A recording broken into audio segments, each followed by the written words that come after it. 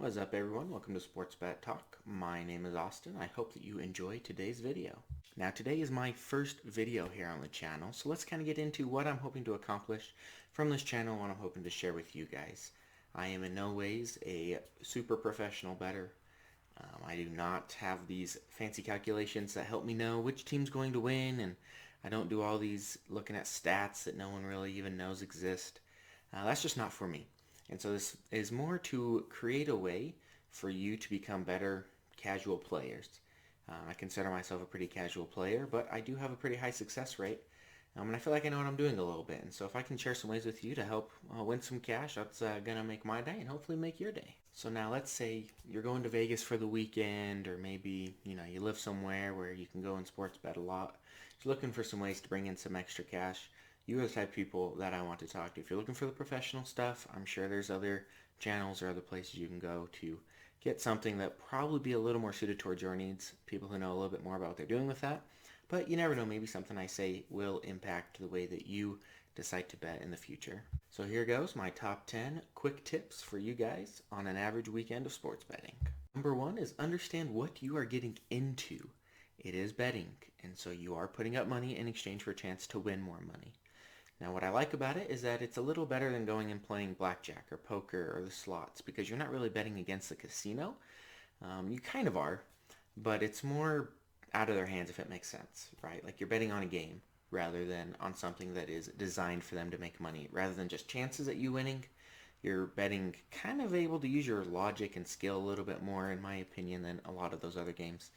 And so it's important to know that you are betting money. It's also important to know that you have multiple types of bets. And so you've got your money lines, which is just favorites and underdogs, who's going to win the game flat out. You got parlays, which is multiple of those, or multiple other bets just put together into one card for a bigger payout. You have your spreads, which is which team's going to win by how many points. You have futures, which is who's going to win the MVP or who's going to win the Super Bowl. You have props even, which is just who's going to score the first touchdown of the game or something. And so with all these bets, if you don't know what you're doing, don't be afraid to Google it. Do some research, understand what you're getting into, make sure that you know what's happening with the bet. And on top of that, do the sport. I don't know anything about hockey, so I don't personally bet hockey because I don't know anything about it. I'm at a disadvantage. Number two is be responsible. Please, please, please, please, above all else, be responsible. Do not put up money that is for rent. You don't want to be risking that. You want to have a place to live. You want to have food on the table. You don't want to be stuck at this situation where you're like, oh, please, please, please, please, please win, or I'm going to lose the house or something. You don't want that. It leads to problems in your relationships, leads to problems with your family, obviously leads to some legal problems sometimes. And so just to avoid that at all costs, be responsible with your money. Have a set amount aside for betting. Once you lose it all, you're done for the month, the week, whatever, till you get your next paycheck. You got another $50 or something you can put towards it. Don't be so reliant on winning every single game to make ends meet. That's just not a recipe for success. It'll put too much stress on you, you'll make bad decisions, and you'll just lose all your money, and it could lead to losing more in your life. So it's not worth the risk. Please, please, please avoid it. Number three is closely related to being responsible, is having good money management. You want to have control over your money, where it's going, when's it coming in, stuff like that. When you have good money management, you have your bankroll, which is how much money you have total allotted for betting. And then you decide off that how much you're going to bet on each game. Some people do a percentage. A lot of the professionals do that. They do 3, 4, 5% of whatever their bankroll is. That way they can sustain a couple losses in a row without losing all their cash. Another way you can do it is just flat. So I did $10 or $11 depending on which bet I was doing. That way it's nice and easy to kind of keep track of what was happening, where my money was going. And then on top of that, I like going to the sports books and betting in cash because that's all they take a lot of times. And so you just hand them the cash. Your bet's in. Once you're out of cash, you're done. You can't just keep betting sometimes like when you're online or on the app. And it really can start sucking into your other funds real easy. Number four is to choose a strategy. What do I mean by that? It's principles that are going to guide your decision making. And so this can be only betting favorites. It can be betting home teams, away teams. You can bet the underdogs. That's what I like to do, with a little mix of favorites based off how the team is. And it's just a way to guide you in your decision making. Make sure that you're not just going with your gut, who's going to win this, who's going to win that, because usually that does not produce winning results. You just got to be careful of betting every game just because you want to.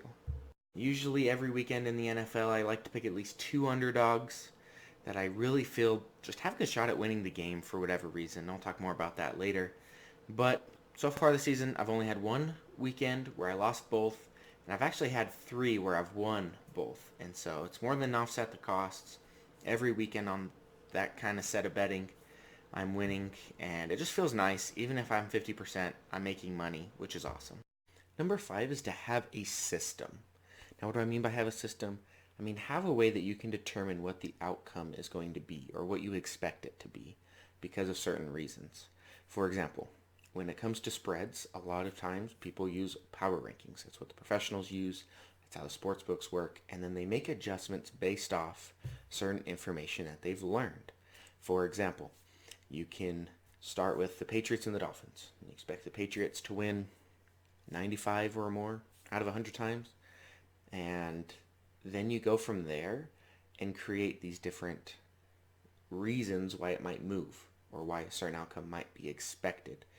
But because of the system, it creates a way that you can determine what the outcome should be based on some sort of facts, not just this is my favorite team or this is what I feel is going to happen. For example, a couple weeks ago, the Bears were playing the Saints at home. For whatever reason, the Bears were massive favorites, and I got the Saints at plus 175 as an underdog, which just didn't make sense to me because I had the Saints ranked so much higher than the Bears. And then, so that was the power rankings. And then on top of that, I just looked at, okay, well, Bears offense is terrible. Saints defense is pretty good. And so that's going to be tough for the Bears to score points. And even though the Saints offense is about as comparable to the Bears defense, right? Like that's pretty much a wash. I just felt like they would score enough points. And granted, if you watch the game, they blew them out, which was kind of unexpected, but it was just icing on the cake for something that I kind of already felt and knew was going to happen just by looking at which team should win and then looking at other factors involved in each game. Number 6, do some basic research if you need to. Any information is better than no information, especially when it comes to betting. You don't want to get stuck in this system where you just keep betting blindly or off tiny little bits of information because that's how you lose. For example, over the summer I went and did some prop bets on if there'd be a run scored in the first inning or not on some baseball. I don't know full baseball, so I don't bet that. Just some fun prop bets. Did a little bit of research to get myself an edge here. I would look at how many runs they scored in their past 5 games or how many runs were scored in the first inning of their series together if it was like the 3rd or 4th game that these two teams were playing each other. I tried to find day games that were right after night games because usually the pitchers would probably be at home resting. They don't even go to the game because they know they got to get up early to pitch, while the batters are all there playing into the night, and so they might be a little sluggish the next morning. And if they passed all these criteria or a little iffy on some, I'd be okay betting it as long as they were plus 120, meaning I only had to hit 50%. I ended up hitting 3 out of 4, so I made extra cash. It was fun. Just a quick way for the day to get out the house and do something fun. But it was because of the information, the quick little research that I did. It wasn't hard. I just opened ESPN, looked at some stuff. It was nice and easy, and it made me some money. Number 7 is that's what leads you to find your advantages, which is what you want to do. You have your system, you have your money management, you have your little bit of research that you have to do, and this leads you to find your advantages. Right? You look up if a team is turning the ball over a lot. That might not be a good bet if they're the underdog against a team that has a lot of takeaways. There's just different ways that you can find these advantages to avoid putting yourself in bad situations. You want to make successful choices in who you're picking to bet. That will lead you to the most success and increasing your bankroll. Number 8 is to look for value. What do I mean by looking for value? It's finding teams that are going to pay well. And this can be either like a guaranteed or something that can pay out well. It isn't as guaranteed like my underdogs, right? They have good value for their bet. I usually don't like betting those favorites that are in the 150 to 170 range because it kind of is a trap. Like you have to bet $150 to get $100 back. And so you're just risking a lot of money there for something that isn't very guaranteed. For example, in my Saints-Bears scenario, there's a value there because there was the Saints plus money. And so I bet $10, I won 27 back, right? Or you can bet 100, you win 270 back. However that math works out for you, whichever you're betting. It's just find the value. Don't bet something because they're just a favorite. There's no value in that, really. Find something that's worth your time. So, for example, betting the Miami Dolphins to win the Super Bowl.